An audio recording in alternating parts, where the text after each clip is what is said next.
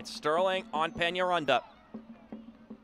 It would be the first hat trick this season for Tormenta. Sterling stutters and finishes. Blasts it through the roof. It's 3-1 Tormenta.